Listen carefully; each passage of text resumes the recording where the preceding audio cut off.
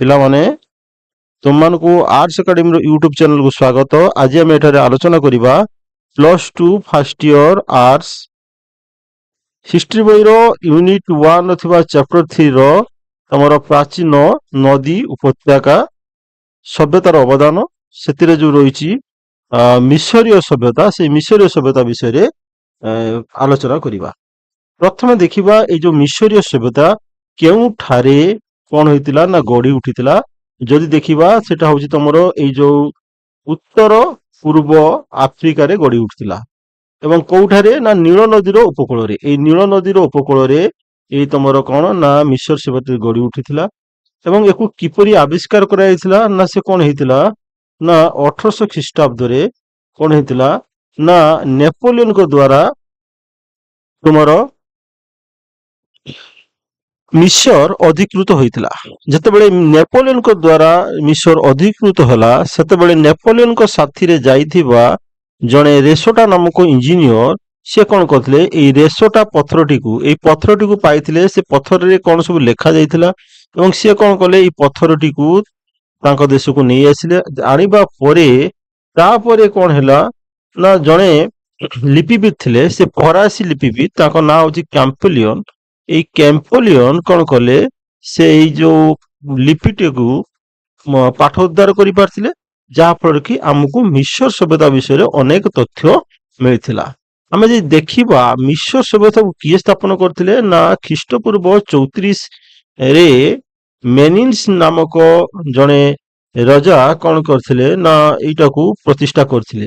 ସେତେବେଳେ ମିଶର ଦୁଇଟି ଭାଗ ଥିଲା, ଉପର ମିଶର ଏବଂ ନିମ୍ନ ମିଶର। ଏଇ ଉପର ମିଶର ଏବଂ ନିମ୍ନ ମିଶରକୁ ମିଶେଇ କରି ସିଏ କଣ କରିଥିଲେ, ଗୋଟିଏ ମିଶର କରିଥିଲେ। ସିଏ ହଉଛନ୍ତି କିଏ ନା ମେନିନ୍ସ। କେବେ କରିଥିଲେ ନା ଖ୍ରୀଷ୍ଟପୂର୍ବ 3400 ଖ୍ରୀଷ୍ଟାବ୍ଦରେ କରିଥିଲେ। ଆମେ ଯଦି ଦେଖିବା ମିଶର ସଭ୍ୟତାକୁ ତିନୋଟି ଭାଗରେ ବିଭକ୍ତ କରାଯାଇଛି। ଗୋଟେ ହେଲା ପୁରାତନ ରାଜ୍ୟ, ଯୋଉଟା କି 3500 ରୁ 2700 ବିସି ମଧ୍ୟରେ, ଠିକ ଅଛି। ଯୋଉ ସମୟରେ ଜୋସର ଖୁପୁ ନାମକ ଶାସକ ଶାସନ କରୁଥିଲେ, ଆଉ ସେଇ ସମୟରେ କଣ ହେଇଥିଲା ନା ପିରାମିଡ ଗଢି ଉଠିଲା।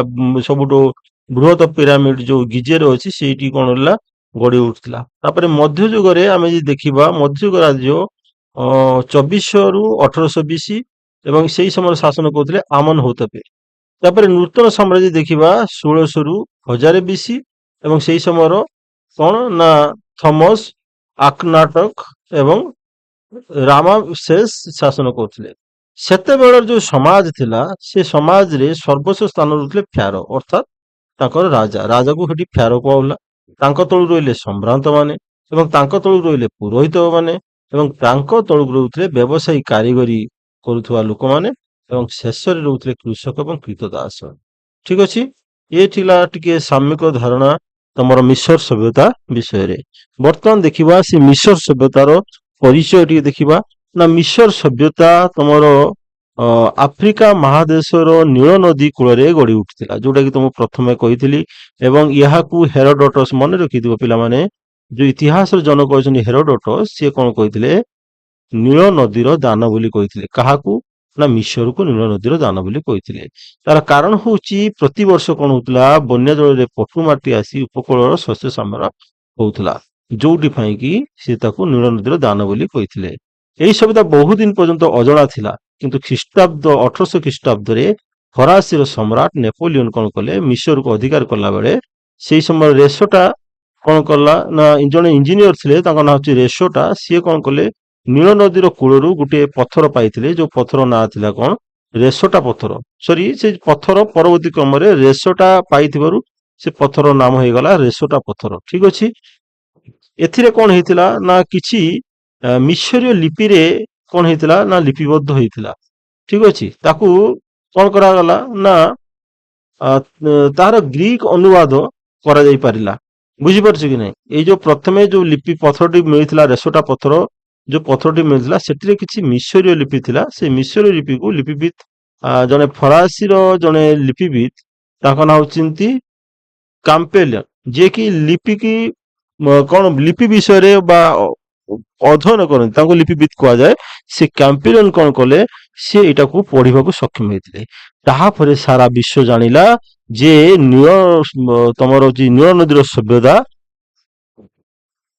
ବିଷୟରେ କଣ ହେଲା ନା ସାରା ବିଶ୍ଵ ଜାଣିବାକୁ ପାଇଲା ଯେ ଏଠାରେ ଗୋଟେ ମଧ୍ୟ କଣ ହେଇଥିଲା ନା ବିରାଟ ସଭ୍ୟତା ଗଢି ଉଠିଥିଲା। ଠିକ ଅଛି।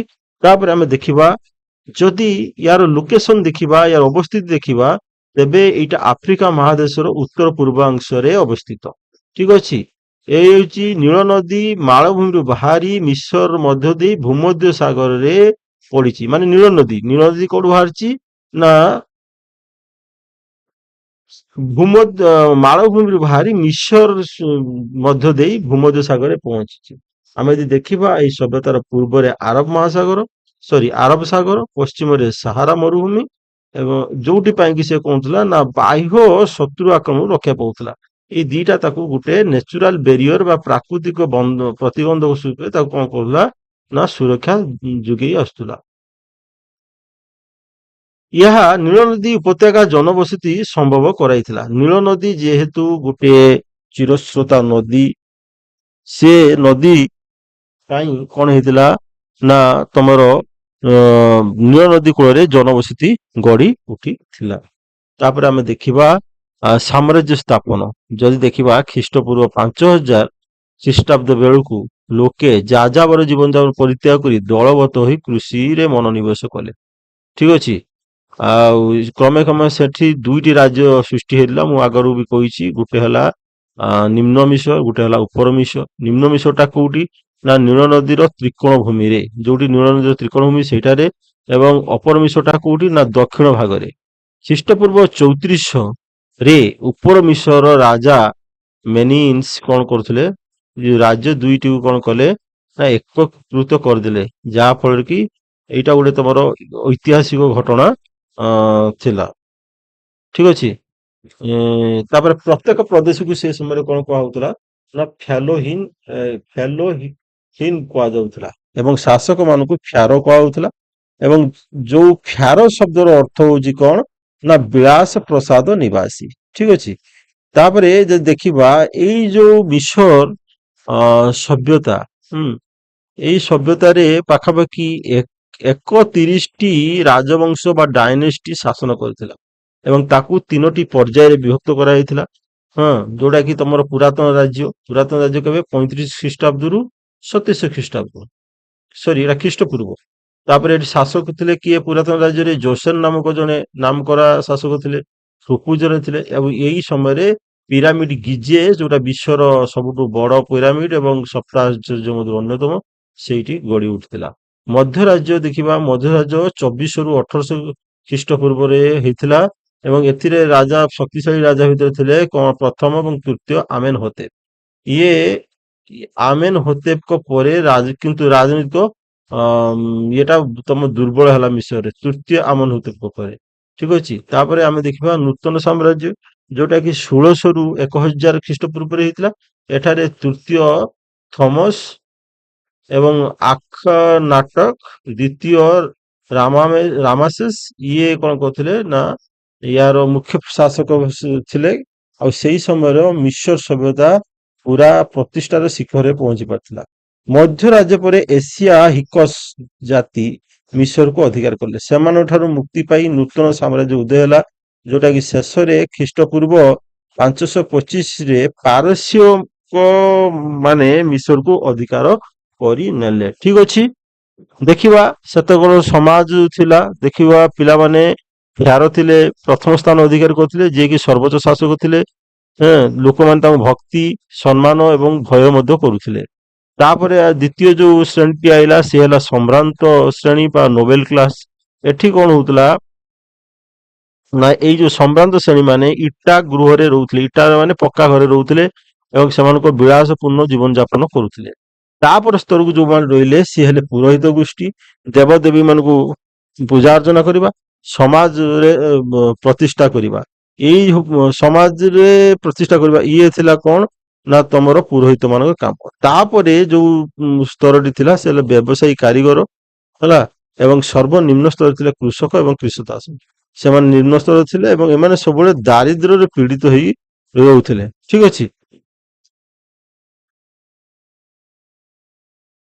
ତାପରେ ଦେଖିବା ସେ ସମୟର ଅର୍ଥନୈତିକ ବ୍ୟବସ୍ଥା କଣ ଥିଲା ନା ଅର୍ଥନୀତି ଥିଲା ସେମାନଙ୍କର ମାନେ କୃଷି ଥିଲା ସେମାନଙ୍କ ଅର୍ଥନୀତିର ମୂଳ ପିଣ୍ଡ। ସେଇ ସମୟରେ ଜଳସେଚନ ଦ୍ୱାରା ଅଧିକରୁ ଅଧିକ ଶସ୍ୟ ଉତ୍ପାଦନ ହଉଥିଲା। କାହିଁକିନା ନୀଳ ନଦୀରୁ ସେମାନେ ଜଳ ସଂଗ୍ରହ କରି ସେମାନେ ଶସ୍ୟ କ୍ଷେତ୍ରରେ ମଡ଼ଉଥିଲେ ଏବଂ ତାପରେ ବଡ କଥା ହଉଛି କୃଷିରେ ସେ ହୋ ନାମକ ଗୋଟେ ଲଙ୍ଗଳ ବ୍ୟବହାର କରୁଥିଲେ। ଆଉ ବାଣିଜ୍ୟ ବ୍ୟବସାୟରେ ସେ ବିଭିନ୍ନ ଦେଶ ସହିତ ବାଣିଜ୍ୟ ବ୍ୟବସାୟ କରି ମିଶକୁ ସମୃଦ୍ଧ କରିଥିଲେ।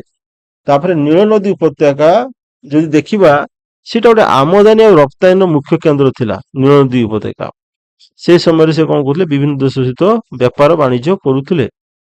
ତାପରେ ସ୍ୱଚ୍ଛଳ ଅର୍ଥନୀତି ଦେଶକୁ ପ୍ରଗତିକୁ ତ୍ୱରାନ୍ୱିତ କରିଥିଲା। ବୁଝିପାରିଲେ କି ନାହିଁ? ତାଙ୍କର ଏଇ ଯୋଉ ସ୍ୱଚ୍ଛଳ ଅର୍ଥନୀତି ମାନେ ଠିକ ଠାକ ଅର୍ଥନୀତି ଥିବାରୁ ତାଙ୍କ ଦେଶକୁ ପ୍ରଗତି ଆଡକୁ ନେଇଯାଇଥିଲା। ପିଲାମାନେ ଭିଡିଓକୁ ଶେଷ ପର୍ଯ୍ୟନ୍ତ ଦେଖିଥିବାରୁ ଧନ୍ୟବାଦ। ଭିଡିଓଟିକୁ ଲାଇକ୍ କର, ପିଲାମାନେ ତମ ସାଙ୍ଗମାନଙ୍କ ସହିତ ସେୟାର କର ଏବଂ ସବସ୍କ୍ରାଇବ କରିନିଅ ଆମର ୟୁଟ୍ୟୁବ ଚ୍ୟାନେଲ। ତା ସହିତ ବେଲ୍ ଆଇକନକୁ ମଧ୍ୟ ପ୍ରେସ୍ କରିବ। ଏବଂ ଏତଦ୍ ବ୍ୟତୀତ ତମର ୟୁଟ୍ୟୁବ ବ୍ୟତୀତ ଆମର ଯୋଉ ଫେସବୁକ୍ ପେଜ୍ ଅଛି ତାକୁ ବି ମଧ୍ୟ ଫଲୋ କରିପାରିବ ଏବଂ ଇନଷ୍ଟାଗ୍ରାମ ଆଇଡିକୁ ମଧ୍ୟ ଫଲୋ କରିପାରିବ। ପୁଣି ଦେଖା ହବ ନୂଆ ଏକ ଭିଡିଓରେ ନୂଆ କିଛି କନସେପ୍ଟ ନେଇ।